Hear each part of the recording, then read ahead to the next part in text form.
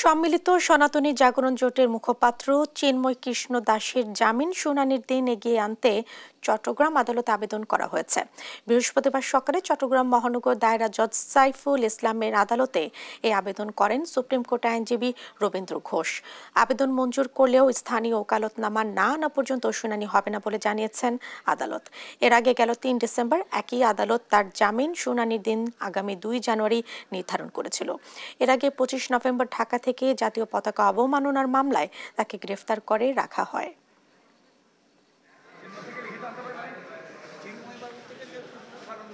চিন্ময় প্রভু এবং আরও কিছু লয়ার এখানে ক্রিমিনাল কেসে ইনভলভ হয়েছে এবং এই কারণে লয়ার যারা এখানে ওনার লয়ার ছিলেন তাদেরকেও এই ক্রিমিনাল কেসের আসামি করা হয়েছে।